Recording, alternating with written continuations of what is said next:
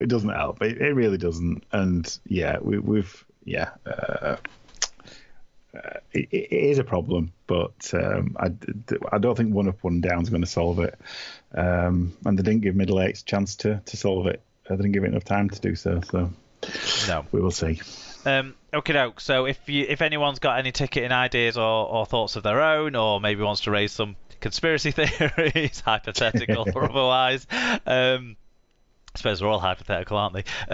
Then you can get in touch with us on social media. It's at Super League Pod on Twitter and Instagram, or facebook.com/Super League Pod. You can email superleaguepod@gmail.com or visit superleaguepod.com to get the info on each episode and links to the Google Forms for your fan views so that we can share and discuss these on the show. And don't forget to subscribe in whatever podcast app you're listening to us on, and leave a rating and a review if you can. All helps. Okay, that's the opening finished off. We're now going to move into what will be the main part of this show, the Challenge Cup match reviews.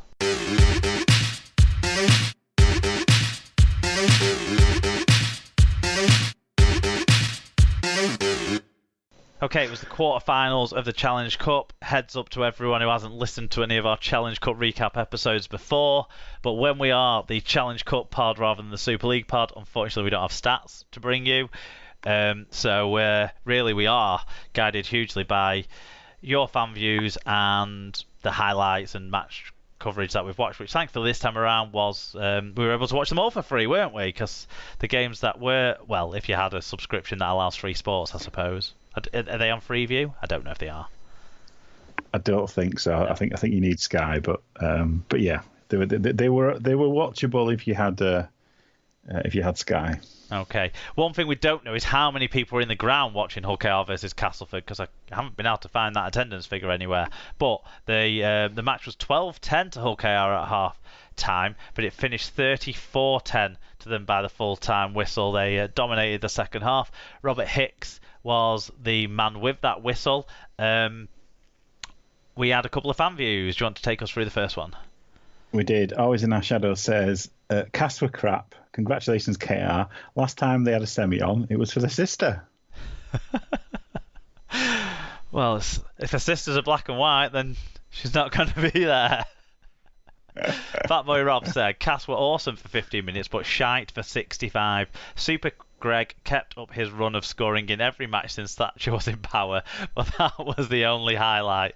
It's about time Hicks retired again. He gave us fuck all and missed a 5-yard forward pass for Melonhead's crucial try. Ginger twat. I think 2 yards for forward maybe, but there you go. I don't think it was that crucial with the way that the game played out. What do you reckon, Alan? Not in the end. I think this was a really topsy-turvy match in the first half for me. I mean, KR were clearly the better in many, many ways. But because the game was so open, which obviously tends to be the way that KR, live or die by it. And Radford's been pushing an offloading game of late, hasn't he? As Cass have kind of started to find their feet of actually scoring some tries. Yeah, well, as Rob said, they've got Super Greg in the team, and he just has this ability to score, doesn't he? His second try was really good play by Cass. Yes, it was. But that was as good as it got for Cass. Yeah, deservedly in the try of the week conversation.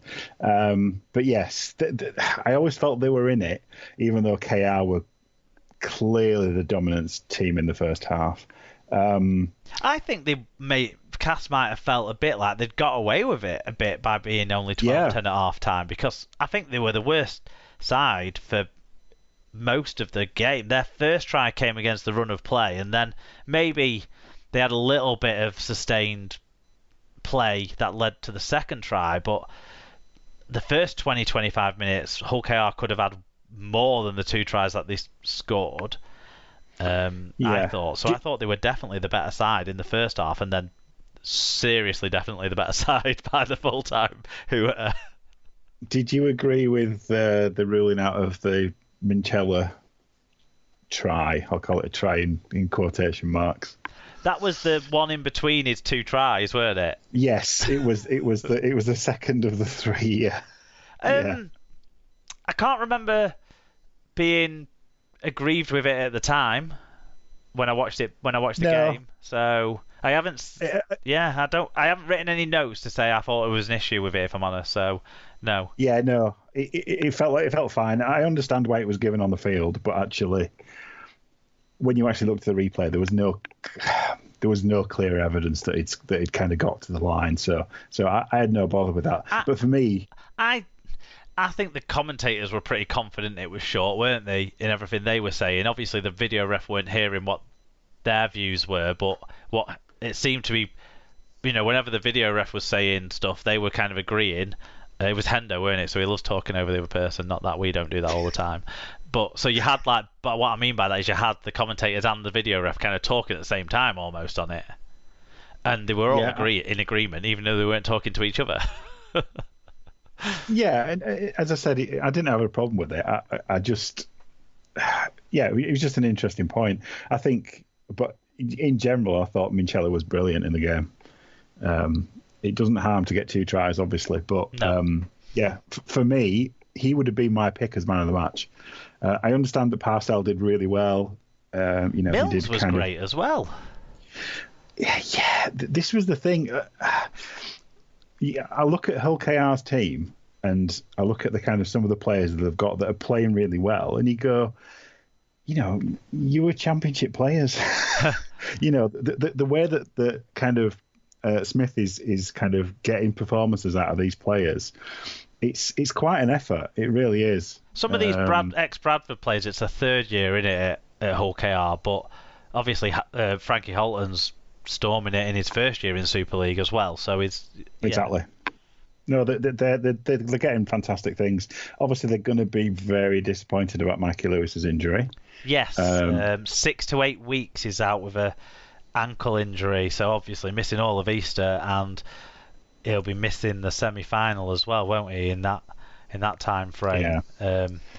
And potentially the final if they got that far. So that's a real shame because he's been one of the most exciting players to watch so far this year, as he's now definitely a starting player. And they did look disorganised after he went off. There were a few kind of slightly aimless passing plays, etc., that seemed to just almost go nowhere when he wasn't there. But I think Coots starting to find. I mean, that pass might have been forward, but the interplay before the pass for that whole try was good. He's starting to find his feet in the side. I think he might just sort of step up a little bit. Abdul and Mills maybe want to do the same stuff as each other, but I think they'll find a way, because I think Smith finds a way, and his main axis will be the hooker and the fullback. Yeah, I think so. Coot was quiet for me. I'm still looking for him to be the man, and he's not that yet. Maybe I'm being a bit harsh on him early on in his kind of time at KR, but I always expect more from him, because at the end of the day, he's the big name, isn't he? I think his last 2 performances have been a lot better than the patchy injury kind of interrupted first month or two with the side. Yeah, fair enough. And maybe they just play Abdul as a running 13 with his last try. I don't know. I think that last try and the try before that actually as well, the second to last try, both a bit soft, weren't they, from Cass defensively? Yeah. But I don't think they were poor defensive efforts, to say the least. Yeah. But I think the scoreline does read us a fair reflection on the game, though. Overall, I do think Hull KR were that much better than Cass. First 20-25 minutes they were definitely the best team. Last 20-25 minutes they were definitely the best team. And in between that, Cass had moments, but they weren't.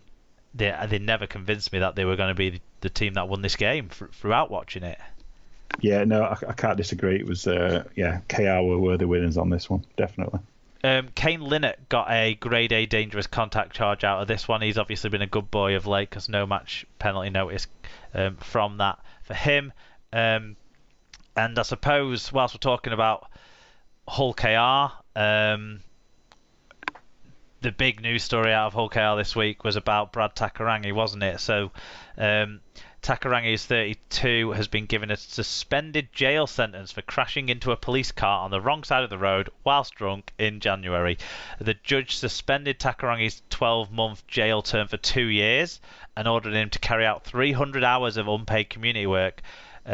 A police officer who was in the car had been left with an injured knee. He also suffered some psychological effects, the Hull Crown Court heard in his victim statement. Takarangi was ordered to pay £2,000 in compensation to the police officer and was banned from driving for 2 years. The Hull KR have confirmed that Takarangi is available for selection again now following the conclusion of this legal matter. He played in their reserves, I think, at the weekend. We had a couple of fan views in on this from Hull fans. Unsurprisingly, perhaps. Always in Our Shadow says, given it's a club whose chairman has multiple driving offences, employed a racist thug in cocaine, guy who flashes his bits to teen girls in Walker, no surprise they've welcomed Takarangi back with open arms. Expect him to be made captain soon. Not sure clubs should want to use him to clear his community service. Not a good image to parents. Yeah, John Scott kind of echoed that last point, really. Said Takarangi, one very lucky bloke, lightly punished for what could have been a fatal accident. A few quid fine and a bit of coaching. Would hope local clubs would say no thanks, not the role model we want for our youngsters.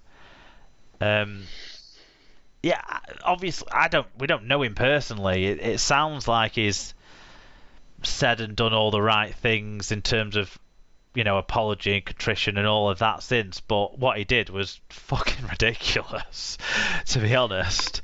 Whether or not, a 12-year-old kid who's getting the chance to be trained by a Super League former NRL international player will be even that conscious of the fact that the guy has been banned from driving and has a suspended jail sentence hanging over him, I'm not too sure. Really, and I'm sure, he probably could do some good in that community service that he's got, but I don't think he should be allowed to just serve it all out in the ways he wants to. He might want to do it, doing things that he probably would be expected to do by his club to a certain extent as well anyway. So I would like to see him picking litter on the side of the Clive Sullivan way as well, Yeah, it's not a good look for KR from my point of view. I think I've been fairly consistent in the this kind of thing and similar kind of potentially very serious offences should be, being a professional rugby league player should be something that you it's a privilege, and it shouldn't be something that you should expect. So I would have liked. Honestly, I would have assumed that they'd release him, but perhaps I'm too idealistic in my expectations. I think maybe in this day and age, because it's harder to replace players as well. I think, and there's a win at all costs element more so these days. Not necessarily that it's a positive thing, but it just feels like a common thing. Well, they're not on their own, unfortunately. Yeah, no. It's not a unique set of circumstances.